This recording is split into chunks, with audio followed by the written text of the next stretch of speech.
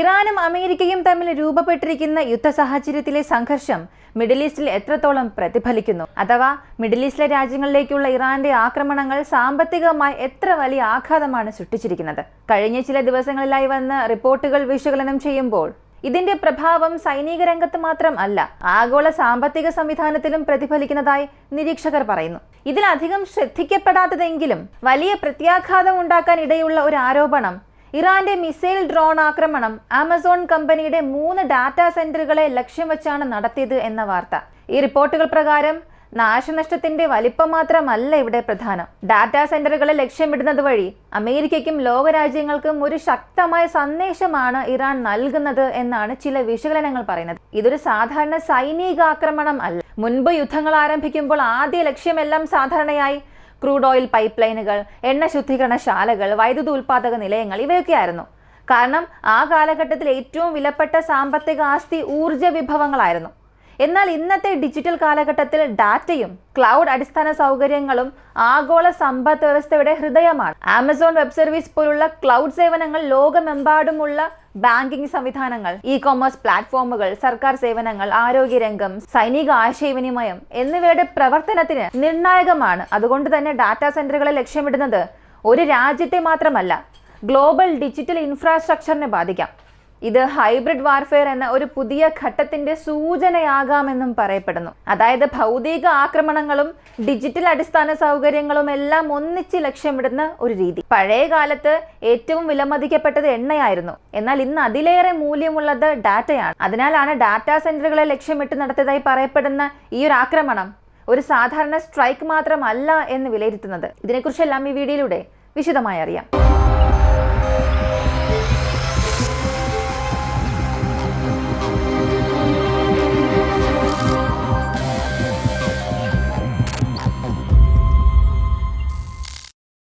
ആദ്യം data centre എന്താണ്? ഇന്നത്തെ ആധുനിക ലോകത്ത് ക്ലൗഡ് കമ്പ്യൂട്ടിങ്ങും ക്ലൗഡ് സ്റ്റോറേജും ഇല്ലാതെ ഏതൊരു വലിയ സ്ഥാപനത്തിനും പ്രവർത്തിക്കാൻ കഴിയില്ല. ഒരു കമ്പനിയുടെ ഉപഭോക്തൃ വിവരങ്ങൾ, സാമ്പത്തിക രേഖകൾ, സർവർ ഡാറ്റ, ആപ്ലിക്കേഷൻ സംവിധാനങ്ങൾ ഇവയെല്ലാം ഡിജിറ്റൽ പ്ലാറ്റ്ഫോമുകളിലാണ് സൂക്ഷിക്കുന്നത്. മുൻപ് പോലെ ഫിസിക്കൽ ഹാർഡ് ഡിസ്കുകളിലോ ഓഫീസ് കെട്ടിടങ്ങളിലോ മാത്രം ഡാറ്റ സൂക്ഷിക്കുന്നില്ല. ഇപ്പോൾ ക്ലൗഡ് ഇൻഫ്രാസ്ട്രക്ചറിലൂടെയാണ് ഡാറ്റ സ്റ്റോർ ചെയ്യുന്നത്. ഈ രംഗത്ത് ഏറ്റവും വലിയ കമ്പനികളിൽ ഒന്നാണ് ആമസോൺ. അതിന്റെ ഒരു പ്രധാന വിഭാഗമാണ് ആമസോൺ വെബ് സർവീസ്, AWS. ഈ AWS ലോകത്തിലെ ഏറ്റവും വലിയ ക്ലൗഡ് സേവന ദാതാക്കളിൽ ഒന്നാണ്. മിഡിൽ ഈസ്റ്റ് മേഖലയിലും പ്രത്യേകിച്ച് ദുബായ് പോലുള്ള നഗരങ്ങളിലും വമ്പിച്ച ഡാറ്റാ സെന്ററുകളും ക്ലൗഡ് ക്ലസ്റ്ററുകളും സ്ഥാപിച്ചിട്ടുണ്ട്. ഇവിടെ ലക്ഷക്കണക്കിന് സെർവർ ക്ലസ്റ്ററുകൾ പ്രവർത്തിക്കുന്നു. ഇവയെ ഡാറ്റാ ഫാംസ് എന്നോ ഡാറ്റാ സെന്റർ ക്ലസ്റ്ററുകൾ എന്ന് വിളിക്കാറുണ്ട്. ഇപ്പോൾ ആക്രമിക്കപ്പെട്ടതായി പറയപ്പെടുന്ന സ്ഥലം ഇത്തരത്തിലുള്ള പ്രധാനപ്പെട്ട ക്ലൗഡ് ഇൻഫ്രാസ്ട്രക്ചറുമായി ബന്ധപ്പെട്ടതാണ്. ഈ ക്ലൗഡ് ഡാറ്റ എന്നൊക്കെ കേൾക്കുമ്പോൾ ഇത് വളരെ സങ്കീർണമാണ് എന്നൊക്കെ നിങ്ങൾക്ക് തോന്നാം. പക്ഷേ വളരെ സിമ്പിളായി പറയാം. ഒരു കമ്പനിയെ ഒരു വീടായി കരുതുക. ആ വീട്ടിൽ പല മുറികളുണ്ട്. ഓരോ മുറിയിലും നിങ്ങൾ പ്രധാനപ്പെട്ട വസ്തുക്കൾ സൂക്ഷിച്ചിരിക്കുകയാണ്. രേഖകൾ, പണം, ഫോട്ടോസ്, വ്യക്തിഗത വിവരങ്ങൾ. ആ വീട് തകർന്നാൽ അവിടെ സൂക്ഷിച്ചിരിക്കുന്ന എല്ലാം നഷ്ടമാകും. അതുപോലെ തന്നെയാണ് ഡാറ്റാ സെന്റർ. അതൊരു കമ്പനിയുടെ ഡിജിറ്റൽ വീടാണ്. അതിനെ ലക്ഷ്യം വെച്ചുള്ള ആക്രമണം സൈനികമായി മാത്രമല്ല, സാമ്പത്തികമായി, സാങ്കേതികമായി, ആഗോളതലത്തിൽ പോലും വലിയ പ്രത്യാഘാതം സൃഷ്ടിക്കാൻ ഇടയുണ്ട്. ഒരു വലിയ വീട്ടിൽ 10 മുറികളുണ്ടെന്ന് കരുതുക. ഓരോ മുറിയും ഒരു കമ്പനിയുടെ ഓരോ വിഭാഗം പോലെയാണ്. Sales, advertising, service, customer relationship management, finance, technical support, ഇങ്ങനെ ഓരോ വിഭാഗത്തിനും പ്രത്യേകം മുറി.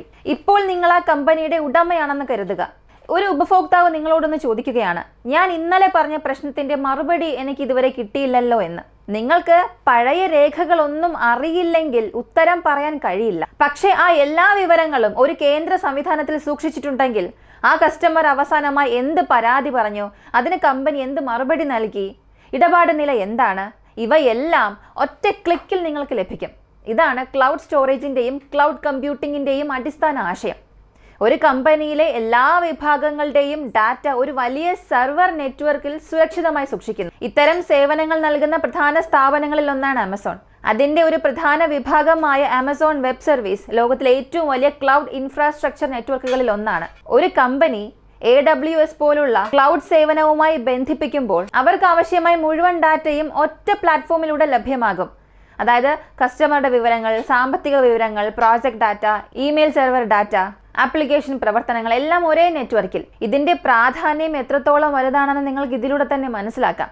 ഇന്നത്തെ ലോകത്ത് artificial intelligence, AI, digital banking, e-commerce, സർക്കാർ സേവനങ്ങൾ ഇവയെല്ലാം ഡാറ്റാ സെന്ററുകളെ ആശ്രയിച്ചാണ് പ്രവർത്തിക്കുന്നത്. അതിനാൽ ഒരു രാജ്യത്തിനെതിരെ ആക്രമണം നടത്തുമ്പോൾ ഡാറ്റാ സെന്ററുകളെ ലക്ഷ്യമിടുന്നത് പുതിയ തലമുറ യുദ്ധതന്ത്രമായി കാണപ്പെടുന്നു. റിപ്പോർട്ടുകൾ പ്രകാരം ഇറാൻ-അമേരിക്ക സംഘർഷത്തിന്റെ പശ്ചാത്തലത്തിൽ ഒരു ഡാറ്റാ സെന്റർ സമുച്ചയത്തിന് സമീപം ആക്രമണം നടന്നിട്ടുണ്ട്.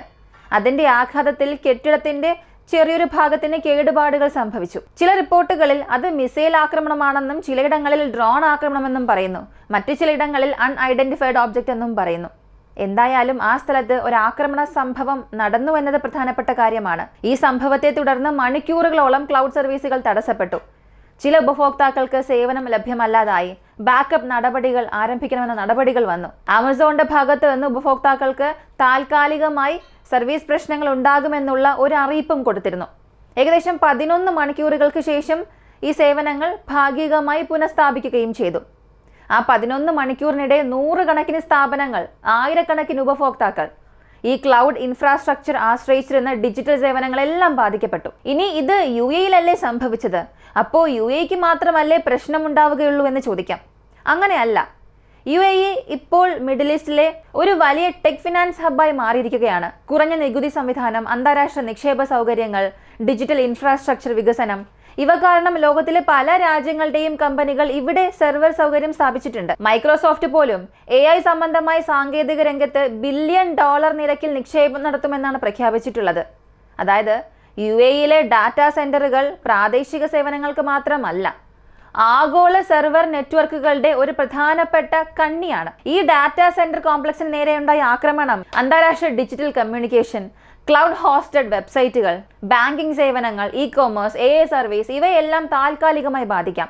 ഒരു ഡ്രോൺ അല്ലെങ്കിൽ മിസൈൽ ആക്രമണത്തിന് ശേഷം അത് പുനഃസ്ഥാപിക്കാൻ, ആ ഒരു സർവീസ് ഭാഗികമായി പുനഃസ്ഥാപിക്കാൻ 11 മണിക്കൂർ വേണ്ടി വന്നു. ഇത് ഡിജിറ്റൽ ഇൻഫ്രാസ്ട്രക്ചർ ദൗർബല്യത്തെക്കുറിച്ചുള്ള വലിയ ചർച്ചകൾക്ക് വഴിയൊരുക്കി. അപ്പോൾ ഒരു ഡാറ്റാ സെന്ററിന് നേരെ വലിയൊരു ബാലിസ്റ്റിക് മിസൈൽ അല്ലെങ്കിൽ ഹൈപ്പർസോണിക് മിസൈൽ ആക്രമണം നടത്തിയിരുന്നെങ്കിൽ ഈ ഇൻഫ്രാസ്ട്രക്ചർ പൂർണ്ണമായി നശിച്ചേനെ. അങ്ങനെ സംഭവിച്ചാൽ പുനർനിർമ്മാണത്തിന് മാസങ്ങളെടുക്കും. സെർവർ ക്ലസ്റ്ററുകൾ പുനഃസ്ഥാപിക്കാൻ സമയം വേണ്ടിവരും. ഡാറ്റ റിക്കവറി പ്രക്രിയ ദീർഘകാലം ബാധിക്കപ്പെടും. ആഗോള ഡിജിറ്റൽ സേവനങ്ങൾക്ക് വലിയ തടസ്സം ഉണ്ടാകും.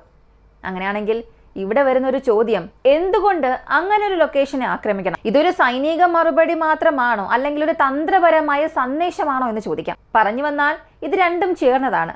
അമേരിക്കയുടെ സമീപകാല സൈനിക പ്രവർത്തനങ്ങളിൽ ആർട്ടിഫിഷ്യൽ ഇന്റലിജൻസ് വലിയ പങ്ക് വഹിക്കുന്നതായി നമുക്ക് തന്നെ അറിയാം. ഉദാഹരണത്തിന് അമേരിക്കയും ഇസ്രായേലും ചേർന്ന് ഒരേ സമയം 100 കണക്കിന് ലക്ഷ്യങ്ങളെ കൃത്യമായി ആക്രമണം നടത്തിയിട്ടുണ്ട്. Targeting, satellite data, real time surveillance, AI അടിസ്ഥാനമാക്കിയുള്ള ടാർഗറ്റ് ഫിൽട്ടറിംഗ്, കോർഡിനേറ്റ് കാൽക്കുലേഷൻ ഇവയില്ലാതെ നടത്താൻ പ്രായോഗികമായി ബുദ്ധിമുട്ടാണ്.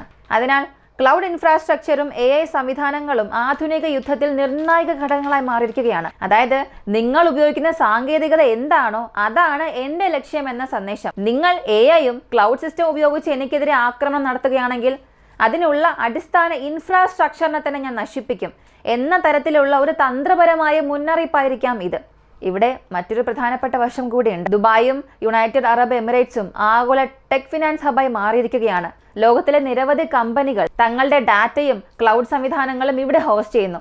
ഈ മേഖലയിൽ പ്രധാന പങ്കുവഹിക്കുന്ന കമ്പനികൾ ആമസോണും മൈക്രോസോഫ്റ്റും പോലുള്ള പ്രധാനപ്പെട്ട കമ്പനികളാണ്. ഇത്തരം ഒരു ഹബ്ബിൽ സുരക്ഷാ ദൗർബല്യം ഉണ്ടെന്ന ഒരു ധാരണ പോലും ആഗോള നിക്ഷേപ വിശ്വാസത്തെ ബാധിക്കും.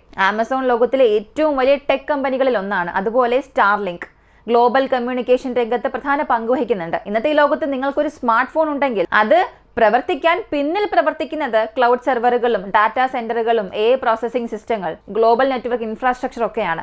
അതിനാൽ ഡാറ്റാ സെന്ററുകളെ ലക്ഷ്യമിടുന്ന ആക്രമണം സാധാരണ ഒരു സൈനിക ആക്രമണം അല്ല, ഡിജിറ്റൽ ആധിപത്യത്തെ വെല്ലുവിളിക്കുന്ന നീക്കമായി കണക്കാക്കപ്പെടുന്നു. ദുബായ് പോലുള്ള നഗരങ്ങളിൽ ആഗോള ടെക് കമ്പനികളുടെ നിക്ഷേപം ലക്ഷക്കണക്കിന് കോടികൾ കടന്നതായി വിലയിരുത്തുന്നു. ഇത്തരം സ്ഥലങ്ങളിൽ ആവർത്തിച്ചിട്ടുള്ള ആക്രമണം ഉണ്ടാകുന്നു എന്നുള്ളൊരു ധാരണ രൂപപ്പെട്ടാൽ അതിൻ്റെ ആദ്യ ആഘാതം വിശ്വാസത്തിലായിരിക്കും ഉണ്ടാവുക. ഞങ്ങൾ നിങ്ങളുടെ രാജ്യത്തെ വിശ്വസിച്ചാണ് ഇവിടെ നിക്ഷേപം നടത്തിയത്. ഒരാക്രമണത്തിൽ തന്നെ സേവനങ്ങൾ ഇങ്ങനെ തകരുകയാണെങ്കിൽ സുരക്ഷ എവിടെ എന്നൊരു ചോദ്യം വരും. ഈ ഒരു സമ്മർദ്ദം കമ്പനികൾ ഭരണകൂടങ്ങൾക്ക് നൽകാൻ സാധ്യതയുണ്ട്. ഒരു ചെറിയ സ്റ്റാർട്ടപ്പ് ബാധിക്കപ്പെടുന്നതും ഒരു ആഗോള ടെക് ഭീമൻ ബാധിക്കപ്പെടുന്നതും തമ്മിൽ വലിയ വ്യത്യാസമുണ്ട്. ലോകത്തിലെ മുൻനിര കമ്പനികളിൽ ഒന്നായ ആമസോൺ പോലുള്ള സ്ഥാപനങ്ങൾക്ക് നേരിട്ട് അല്ലെങ്കിൽ പരോക്ഷമായി ആഘാതം ഉണ്ടാകുന്നു എന്ന വാർത്ത പോലും ഭാവി നിക്ഷേപകരെ ആലോചിക്കാൻ നിർബന്ധിതരാക്കും. ഇതൊരു സാമ്പത്തിക വശം മാത്രമാണ്. അടുത്ത തന്ത്രപരമായ ഒരു സ്ട്രാറ്റജിക് വശം കൂടിയുണ്ട്. ഇതൊരു സാമ്പത്തിക ബാധ്യത മാത്രമല്ല, തന്ത്രപരമായ നീക്കമായും കാണാം. ഒരു രാജ്യത്ത് സൈനിക ആക്രമണം നടക്കുമ്പോൾ പല രാജ്യങ്ങളും അതിനെ ഒരു പ്രാദേശിക പ്രശ്നം എന്ന നിലയിൽ കാണാൻ സാധ്യതയുണ്ട്. പക്ഷേ ലോകവുമായി ബന്ധിപ്പിച്ചിരിക്കുന്ന ഒരു പ്രധാനപ്പെട്ട ഡാറ്റാ സെന്റർ ആണ് ബാധിക്കപ്പെടുന്നതെങ്കിലോ ബാങ്കിംഗ് മേഖല, IT കമ്പനികൾ, ഇ-കൊമേഴ്സ് പ്ലാറ്റ്ഫോമുകൾ, വ്യക്തിഗത ബിസിനസ്സുകൾ എല്ലാം ബാധിക്കും. ഉദാഹരണത്തിന് UAE ഒരു ഡാറ്റാ സെന്റർ ഇന്ത്യയിലെ കമ്പനികളുടെ ഡാറ്റ എല്ലാം കൈകാര്യം ചെയ്യുന്നു എന്ന് കരുതുക. അപ്പോൾ അത് തകരുകയാണെങ്കിൽ ഇന്ത്യയിലുള്ള ബാങ്കിംഗ് ഇടപാടുകൾ തടസ്സപ്പെടും, IT സർവീസുകൾ നിലയ്ക്കും, ചെറുകിട സ്ഥാപനങ്ങൾ വരെ ബാധിക്കും. അപ്പോൾ ഒരു പ്രശ്നം ഒരൊറ്റ രാജ്യത്തു നിന്ന് ആരംഭിച്ചാലും അതിൻ്റെ ആഘാതം ആഗോളതലത്തിൽ പ്രതിഫലിക്കും. ഇതൊരു തരത്തിലുള്ള ഗ്ലോബൽ സിഗ്നലായി പ്രവർത്തിക്കും. ഞങ്ങൾ ചിന്തിച്ചാൽ നിങ്ങളുടെ ദൈനംദിന ഡിജിറ്റൽ ജീവിതത്തെ ബാധിക്കുമെന്നൊരു സന്ദേശം. ഒരു വലിയ സൈനിക താവളത്തെ ആക്രമിച്ചാൽ അതിൻ്റെ മൂല്യം $1 ബില്യൺ ആയിരിക്കാം. പക്ഷേ ഒരു പ്രധാന ഡിജിറ്റൽ ഹബിനെ താൽക്കാലികമായി പോലും പ്രവർത്തനരഹിതമാക്കുന്നത് സാമ്പത്തിക നഷ്ടവും ഓഹരി വിപണി ചലനവും ആഗോള വാർത്താശ്രദ്ധയും നിക്ഷേപ ആശങ്ക ഇതെല്ലാം ഒരുമിച്ച് സൃഷ്ടിക്കും. അതിനാൽ ഡാറ്റാ സെന്ററുകൾ പോലുള്ള ഇൻഫ്രാസ്ട്രക്ചറുകൾ ആധുനിക യുദ്ധത്തിൽ ഹൈ വാല്യൂ സ്ട്രാറ്റജിക് ടാർഗറ്റ്സ് ആയി കണക്കാക്കപ്പെടുന്നു. ഒരു വലിയ സൈനിക താവളം നിർമ്മിക്കാൻ $1 ബില്യൺ ചിലവാകാം. ഈ തന്ത്രപരമായ സന്ദേശം എന്താണെന്ന് അറിയണ്ടേ?